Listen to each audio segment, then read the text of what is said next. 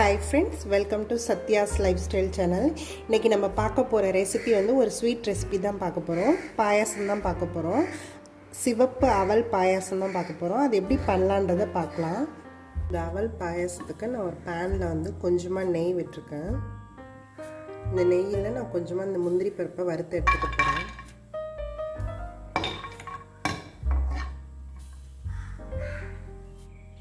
இதிலேயே நான் கொஞ்சமாக கருப்பு திராட்சையும் வறுத்து எடுத்துக்கிறேன்.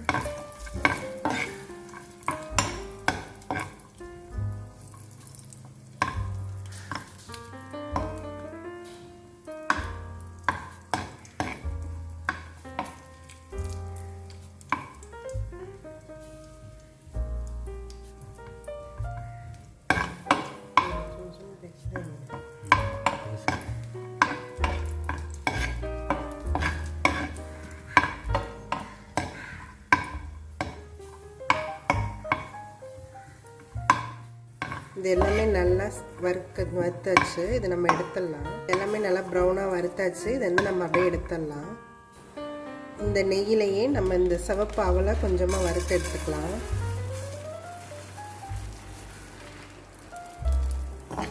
இது நல்லா வறுத்து எடுத்துக்கலாம். நல்லா அப்போ தான் நல்லா கிறிஸ்பியாக இருக்கும். நம்ம பாயாசம் பண்ணும்போது நல்லாவும் இருக்கும்.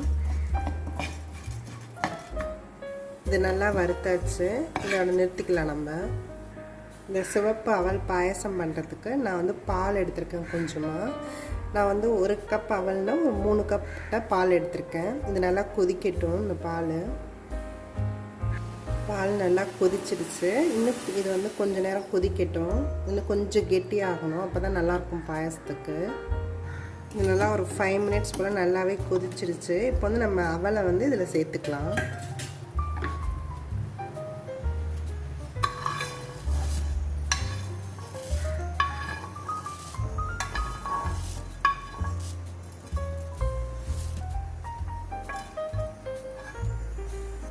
இதில் நான் கொஞ்சமாக ஏலக்காய் தூள் போட்டுக்கிறேன். அவல் வந்து ஒரு ½ தான் வெந்திருக்கு. இது இன்னும் கொஞ்சம் நல்லா வேகணும். ஒரு 10 to 15 மினிட்ஸ் ஆகும் இது வேகிறதுக்கு. இதுலேயே நான் ஒரு பிஞ்ச் வந்து ஜாதிக்காய் தூள் ஆட் பண்ணிக்கிறேன். இது ஆப்ஷனல் தான். நீங்கள் வேணும்னா சேர்த்துக்கலாம். ஆனால் இதோட ஸ்மெல் வந்து நல்லா சூப்பராக இருக்கும். அதுக்காக நான் இதில் போடுறேன். எந்த ஸ்வீட் பண்ணாலுமே கொஞ்சம் ஜாதிக்காய் தூள் சேர்த்தோம்னா அது நல்லா இன்னும் ஃப்ளேவர் சூப்பராக இருக்கும். இந்த அவல் எல்லாம் நல்லா வெந்துருச்சு. நல்லாவே பாதி அவல் வந்து நல்லா உடஞ்சும் போயிடுச்சு. பாதி வந்து ஃபுல்லாக இருக்குது. இந்த மாதிரி ஸ்டேஜ்லேயே நம்ம இது பண்ணிடலாம். இதில் வந்து நான் நாட்டு சர்க்கரை ஆட் பண்ணிக்கிறேன். இது வந்து ஆப்ஷனல். நீங்கள் வந்து சுகர் சேர்த்துக்கினாலும் சேர்த்துக்கலாம், இல்லை வெல்லம் சேர்த்துக்கலாம் இருந்தாலும் பண்ணிக்கலாம். எல்லாமே எதுவுமே நல்லா தான் இருக்கும். நான் வந்து இன்றைக்கி நாட்டு சர்க்கரை சேர்த்துருக்கேன். நீங்கள் வெல்லம் சேர்க்குறதா இருந்தால் நிறுத்தின பிறகு சேருங்க. இல்லைன்னா பால் வந்து திரிஞ்சு போன மாதிரி ஆகிடும்.